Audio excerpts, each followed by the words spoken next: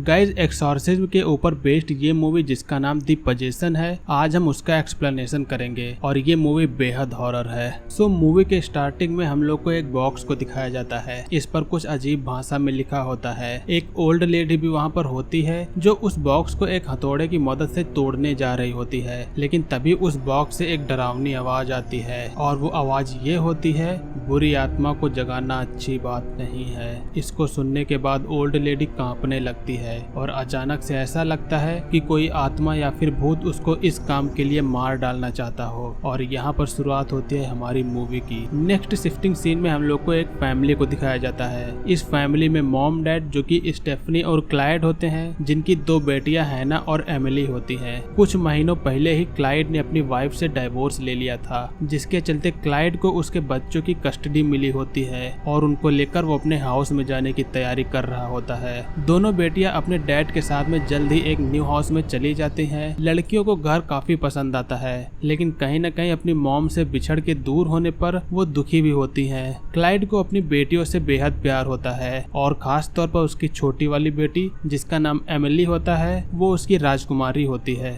एक दिन क्लाइड जब अपनी दोनों बेटियों को एक साथ कहीं ले जा रहा होता है तो एक घर के बाहर उन्हें गैराज शॉप दिखाई देती है। गैराज शॉप हम लोग उसे कहते हैं जब किसी के घर की जरूरत की चीजें आप सस्ते दामों में दूसरों को बेच सकें। हैना जब उसे देखती है तो अपने डैड को यहाँ पर रुक के कुछ डिनर प्लेट्स को लेने को कहती है। जब वो लोग वहाँ की चीजों को देख रहे होते हैं तभी एमिली को वही बॉक्स दिखाई देता है। वो उस बॉक्स के करीब जाती है, मानो कि ये बॉक्स उसे अपनी ओर बुला रहा हो। उसे उठाने के बाद एमिली अपने डैड से इसे लेने को कहती है। क्लाइड ये कहता है कि तुम जो चाहो यहाँ से ले सकती हो। बॉक्स को लेने के बाद में एमिली जब दूसरी साइड में जाती है तो उसे खिड़की में वही ओल्ड लेडी दिखाई देती है और जब वो ओल्ड लेडी उस बॉक्स को एक लड़की के हाथ में देखती है तो वो उसे इशारा करने की कोशिश करती है कि इस बॉक्स को फेंक दो। एमिली इधर काफी डर जाती है। सभी लोग जब घर पहुंच जाते हैं तो एमिली उस बॉक्स को खोलने का ट्राई करती है, लेकिन वो बॉक्स खुल नहीं रहा होता है। क्लाइड जब बॉक्स को चेक करता है तो उससे भी बॉक्स नहीं खुलता है। ये बॉक्स मानो खुलने के लिए बना ही नहीं होता है और बॉक्स को हिलाने पर उसके अंदर से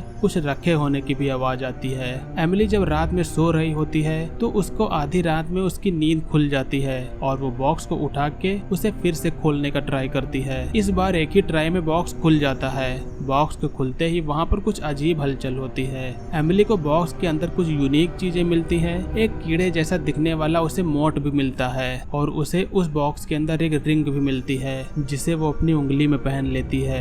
अगले दिन अब जब सुबह होती है तो हैना के चीखने की आवाज आती है। क्लाइड और एमिली जब जाके देखते हैं तो उन्हें वहाँ पर वही कीड़ा दिखाई देता है जो बॉक्स के अंदर से निकला था। क्लाइड उसे अपनी चप्पल से मार देता है, लेकिन हैना उसे मारना नहीं, उसे भगाना चाहती थी, जिससे अब यहाँ पर दोनों जो उनकी बेटियां होती हैं वो अपने डैड से नाराज हो जाती हैं। एमिली को पिछली रात के बाद से अब काफी अजीब लग रहा होता है। उसे ऐसा लग रहा होता है कि मानो वो खुद नहीं है बल्कि कोई और है। हैना इस बात पर यह कहती है कि मॉम डैड के डाइवोर्स होने पर हम लोगों पर काफी ज्यादा इफेक्ट पड़ा है। कुछ दिन बाद में सब नॉर्मल हो जाएगा। एक दिन जब सभी लोग अपनी मॉम के घर से होकर अपने घर आ रहे होते हैं तो उन्हें अपने घर आने के बाद में कुछ अजीब हलचल दिखाई देती है। ऐसा लगता है कि वहाँ पर कोई आकर ये सब यहाँ पर गंदगी फैला के गया हो। क्लाइड जब दूसरी साइड देखता है तो उसे दरवाजे के नीचे से अचानक से कोई निकलता हुआ दिखाई देता है। उसे यही लगता है कि शायद कोई जंगली जानवर यहाँ पर आया होगा। एमिली अब जब रात में सोने जाती है तो उसे कोई धीमे आवाज में उसका नाम लेकर पुकार रहा होता है और उसे ये आवाज उसी बॉक्स से आ रही होती है। अगले दिन जब सुबह होती है तो क्लाइड एमिली के रूम में आता है। वो ये देखता है कि एमिली बॉक्स को खोल के बैठी है और बॉक्स के शीशे से उसका फेस काफी डरावना दिख रहा होता है। वो उसके पास में जाके उसे पुकारता है।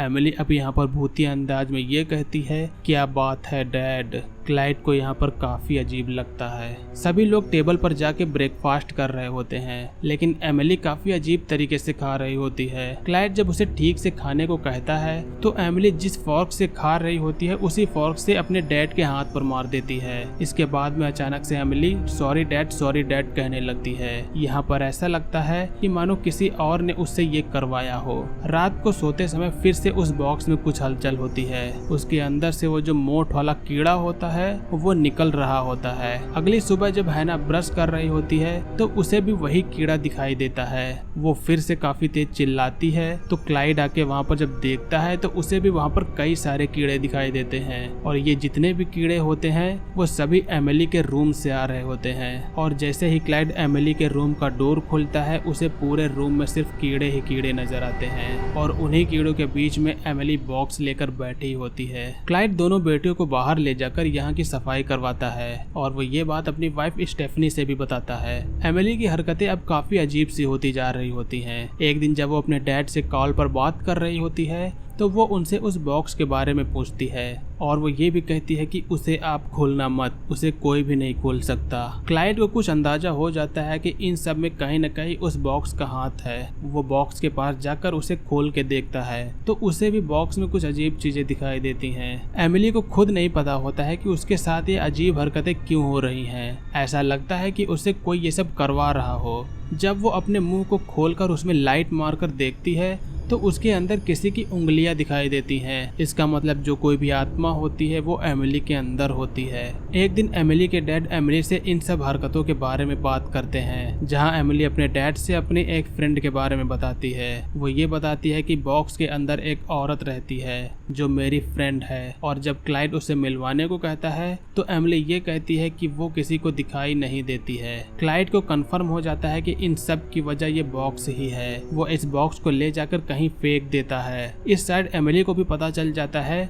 कि उसके बॉक्स को फेंक दिया गया है। अब जब क्लाइड वापस घर आता है तो एमिली गुस्से से अपने डैड से बॉक्स के बारे में पूछती है। वो ये बताते हैं कि मैंने उस बॉक्स से छुटकारा पा लिया है। एमिली उनसे अब ये कहती है कि आप एक अच्छे डैड नहीं हो, इसी वजह से मॉम भी आपको छोड़कर चली गई है, मुझे भी आपके साथ अब नहीं रहना। तभी पीछे से हैना भी आती है। इसके बाद में एमिली नाटक करते हुए ऐसा रिएक्ट करती है कि उसके डैड उसको थप्पड़ मार रहे हैं और हैना भी यही सोचती है। वो सीधा जाकर अब अपनी मॉम को कॉल कर देती है। इस साइड एमिली अब वहाँ से भागकर सीधा उसी बॉक्स को ढूंढने निकल जाती है। उसे बॉक्स मिल जाता है और यहाँ पर उसके साथ में काफी डरावना कुछ होता है। इसके बाद में एमिली की मॉम और पुलिस वहाँ पर आती है। क्लाइड ने एमिली को मारा होता है, इसलिए पुलिस दोनों बेटियों की कस्टडी छीन लेती है और स्टेफनी भी क्लाइड से गुस्सा होती है।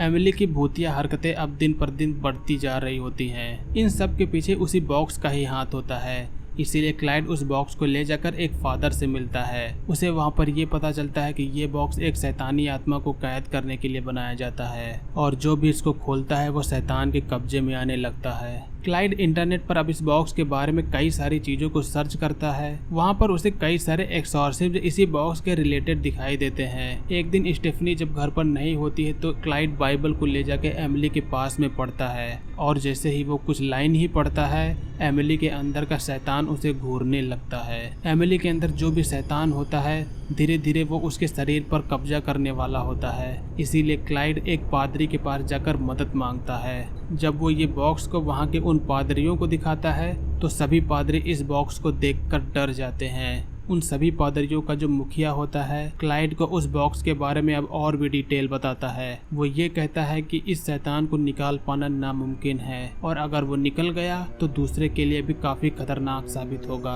अब इसके बाद में क्लाइड उन सब लोगों की बातों को सुन के वहाँ से निकल जाता है क्योंकि कोई भी उसकी मदद करने के लिए राजी नहीं होता है। मगर क्लाइड के जाते समय अब वहाँ का एक पादरी हेल्प के लिए मान जाता है।